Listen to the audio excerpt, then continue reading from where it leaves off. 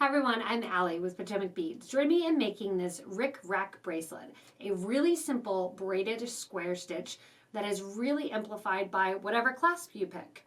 If you need any materials, make sure to check the links below and also comment with any ideas that you may have during the video. Gather up your materials and let's get started. To start out the piece, it's a really simple square stitch and then braided. I'm using 3 different metallic colors. I have Duracoat Galvanized Gold, Crystal Labrador Full, and Duracoat Galvanized Champagne. All Miyuki seed beads, all 11-0. I have a really fun bird's nest clasp garden clasp here with 3 clasp strands. You don't have to have 3 clasp strands, that's up to you. You can also have some wire guard or wire protector if you want to do those.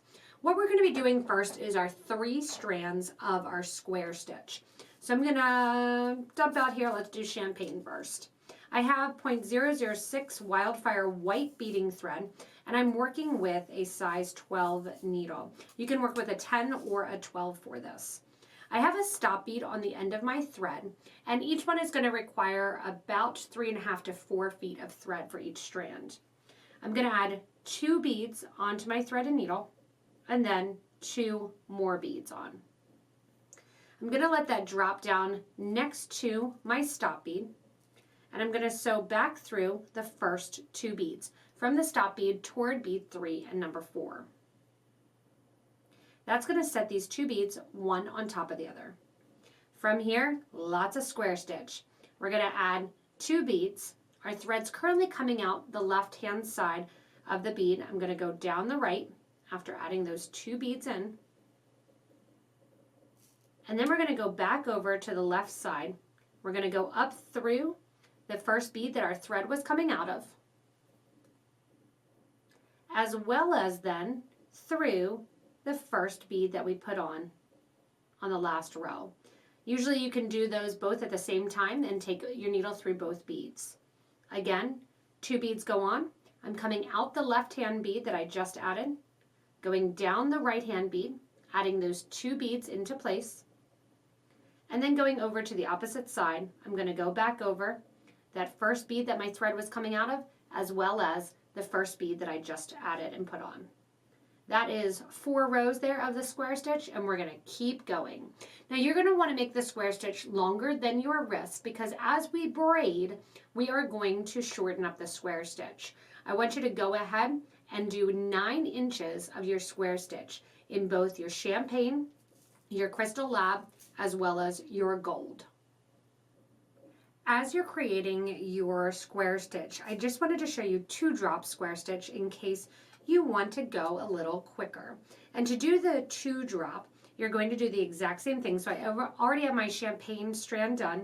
I'm onto my crystal Labrador, and I'm going to drop, instead of 2 beads on, I'm going to drop 4 beads onto my thread. Flipping over then to the other side, I'm going down 1 bead. So put 4 beads on, go down your 1 bead, and then I rotate it in my hand as I'm working with it. And then you're going to go back up through, instead of 2 beads, 3 beads. That gets you 1 more row done basically as you are picking up that strand. So again, it's the exact same thing, but I'm adding, instead of 2 beads, I'm adding 4 beads. Dropping down the bead on the right. Taking then the left-hand side here and going back up through 3 beads on the left. Now as you get done each strand too, you'll want to keep your thread and needle on each strand, so you'll end up with 3 strands of your square stitch. I'm going to keep going, getting my square stitch as long as I need it to, and then I'll do my gold as my final strand. As you finish up your strands of your square stitch, you're going to start to attach them to the clasp. I suggest doing the bigger end of your clasp first and then the push clasp second, because this is a little bit more weighted, so it's easier for us to do our braid.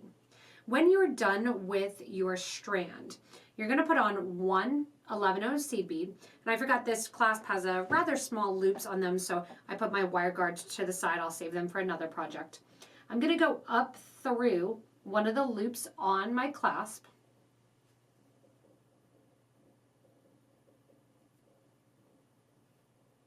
come down through that single seed bead that you added, coming down in the same direction. Then what you're going to do is basically square stitch. You're going to go down one bead, over and back up the bead that's next to it. When you come back up the bead that's next to it, you're also going to go through that same seed bead that sits above. When I go through that same seed bead that sits above, then I'm going to also go through the clasp one more time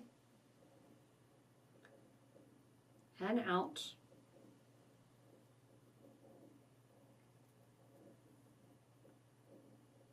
Give a nice tight pull to tighten up any thread. Anytime you're pulling too, you want to pull your thread and not your needle. You're going to make sure you're not sewing back through the clasp, you're just sewing down through that 11-0 seed bead.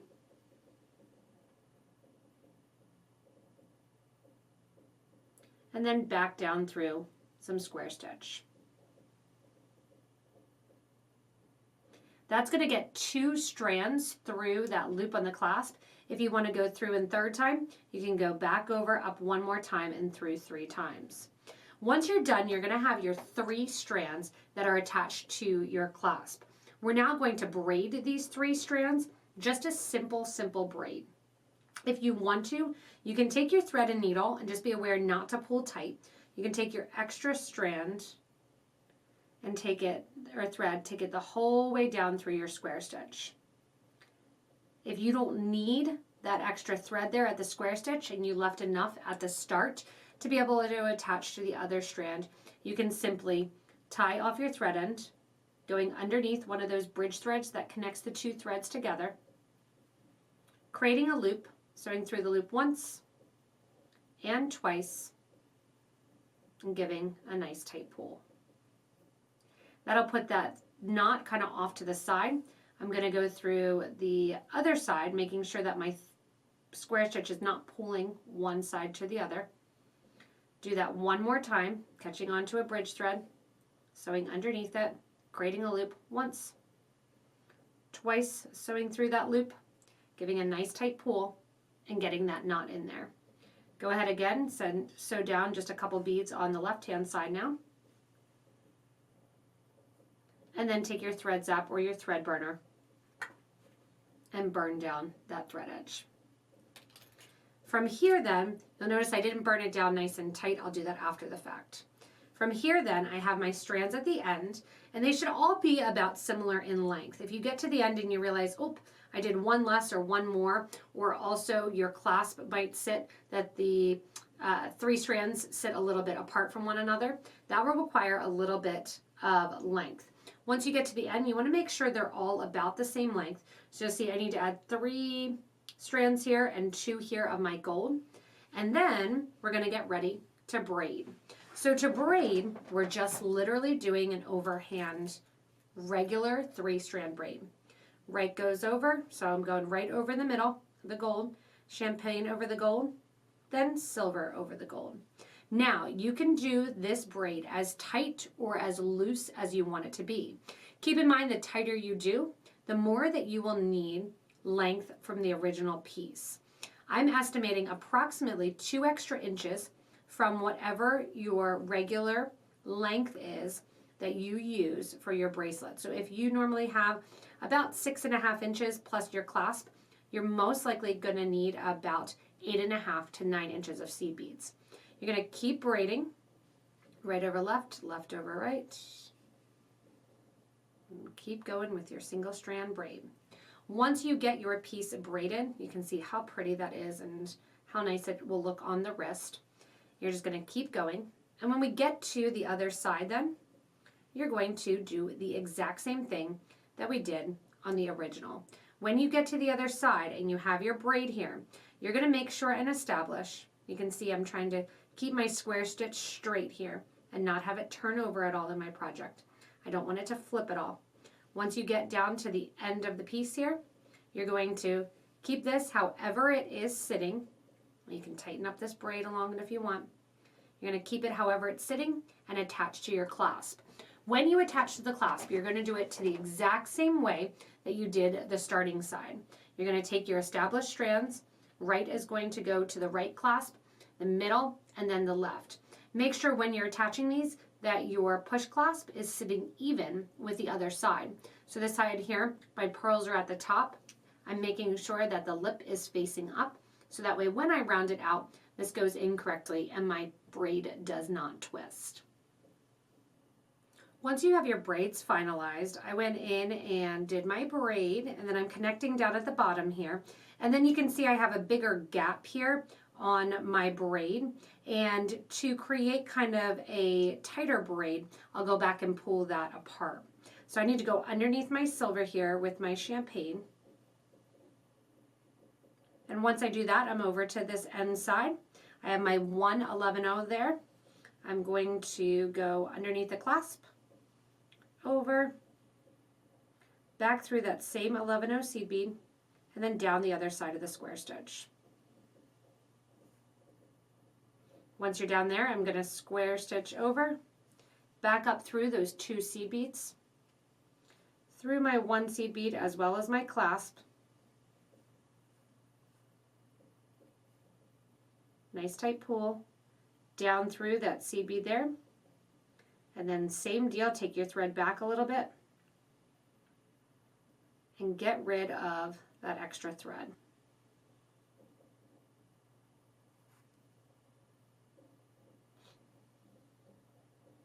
Once you take your thread and needle, down the beads a couple stitches, you can do the same thing where you bring your thread and needle off to the side. Wherever it's popping out is fine with me. Wherever it wants to go. And once I'm out a couple rows, I'll bring my thread out, go ahead underneath one of those stitches and do your sewer's knot, 1 and 2. I like to separate out my thread from there, go down through the next couple beads, do 1 more square stitch, and then burn off your extra thread end.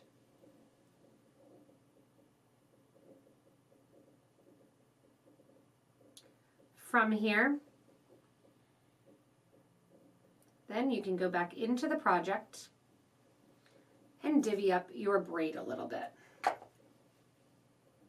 If you have any other connection points where you had to connect thread or you had your thread in, go ahead, now's the time to burn off those little thread edges that you may have left till later